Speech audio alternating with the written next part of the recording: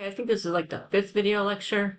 A couple things that I want to make sure that I've covered, just to sort of reiterate again, is that we're in the last video lecture, but they're important enough that I want to make sure I cover them again, is the limbic system, right? And I mentioned that the limbic system is that mammalian part of the brain, and in the mammalian part of the brain, you have the structure known as the amygdala, and the amygdala processes anger and fear, but this is also the region of the brain that processes other emotions too.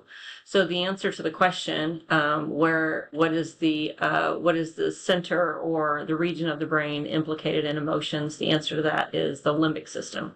Also, and I guess we'll kind of get to that one. And when we think about localization and we think about the left hemisphere is considered the part of the brain necessary for language, including speech. So sometimes it's referred to as the speaking part of the brain, and the answer to that is the left hemisphere is the speaking part of the brain. This one simply refers to, again, the functional hemispheric specialization. And the key, and I think I actually have an activity in your in one of your modules for this one. And the key to think about here is its specialization and preference. This does not mean to say that somebody is right brain or left brain. Doesn't mean their other part of their brain doesn't work. These just may be things that you prefer to do. And again, language and logic is in the left hemisphere, and right and spatial things. So people that like puzzles that would be part of your right brain. Puzzles and usually art and creativity. But if you like books, or maybe even not music. Music's actually both, because you got the language on the left. And like writing, those kinds of logic, puzzles, those all fall. Oh, now I forget it. Puzzles are on the right or the left. But anyway, so that's what we mean by specialization. And the things that happen on the right side of your body are processed in the left hemisphere, and the things that happen in your left side of your body are processed in the right hemisphere. So there's some fun activities that you can do where you're trying to do opposite things with your opposite hands, and it's very difficult because you're really asking your brain to sort of cross paths. Okay. Now let's shift gears a little bit and talk about the neuron. So the neuron, otherwise known as the brain cells, there's a whole bunch of them, billions and billions of different neurons throughout your whole sensory system. A bunch of them are in your brain, a bunch of them are in your spine or in your peripheral. For our purposes, we're really only going to talk about the sensory neurons and the motor neurons. Actually, we're not even going to talk so much about either of those specifically, but there's some others. There's like the glials. There's also a kind of neuron called the mirror neuron. And the mirror neuron is theorized to be a brain cell or a neuron that is active when we watch somebody else do something. So if you think about, and it's thought to be implicated in empathy.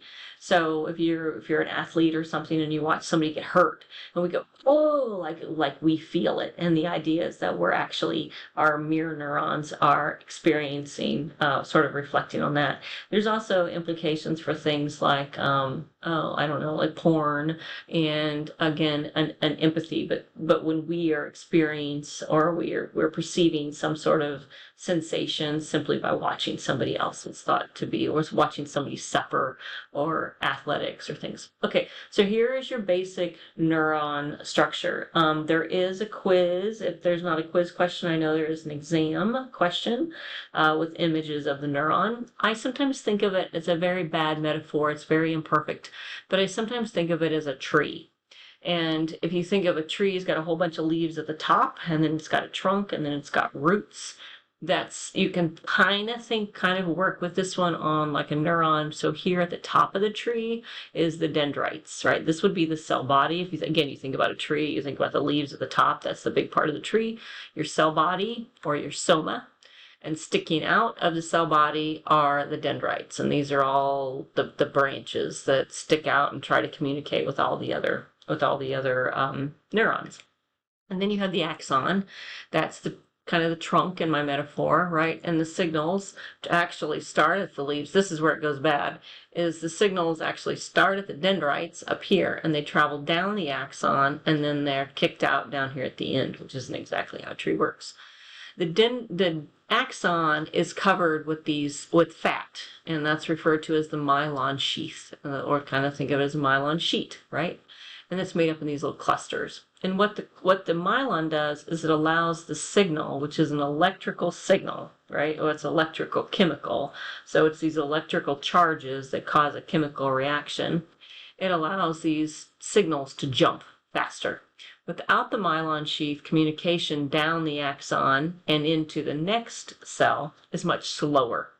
So what is it? Muscular, is it, no, it's MS. It's muscular sclerosis, which is the absence of the myelin. It's the absence of this fatty tissue over the axon.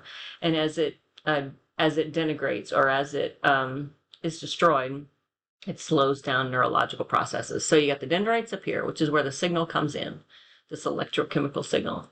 Its signal jumps down here, down the axon, down the myelin sheath, and then it gets to the end, and this electrical signal causes a chemical to be kicked out of the end. And those chemicals are neurotransmitters. And the neurotransmitters, which I've kind of already talked about, like dopamine, right?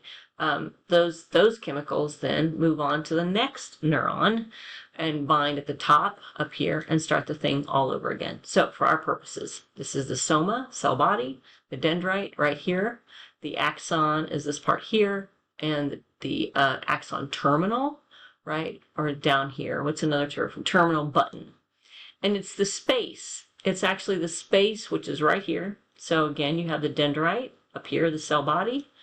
The axon, the signal, the electrical charge travels down here. It gets to the very end of the axon, and it causes a chemical to be kicked out and float across. And that's what goes on right here. This is the synapse, or what I say, where the magic happens.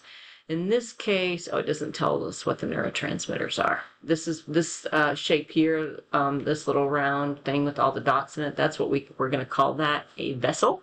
And the vessel is what holds all of the chemical. Okay, got a couple more slides. We're basically the same thing.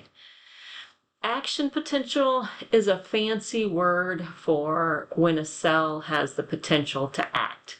So our neurons are what we call all or nothing, and they are either at rest or they are firing, right?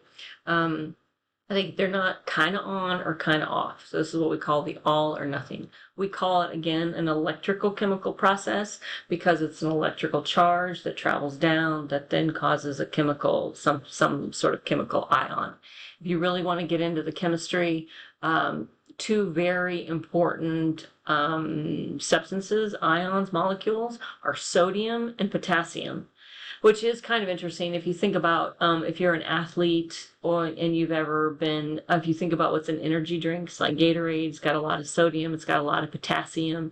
If you ever get cramps, sometimes you're advised to increase your potassium.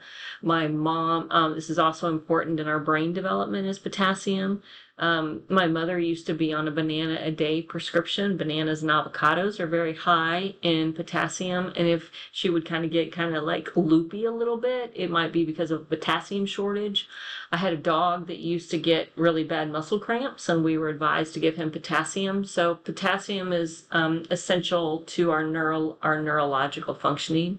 Sodium, we often lose a lot of sodium when we sweat, right? So often these energy drinks have a lot of sodium to them too. So these are what sort of, we have a gate and they open and close, and you have the sodium ions and the potassium ions, and they go down the axon, and then they get down there and they cause this chemical to be kicked out. A fancy term here, we call it a refractory period, and that's where the axon is either the neuron fires or it doesn't. It's all or nothing, right?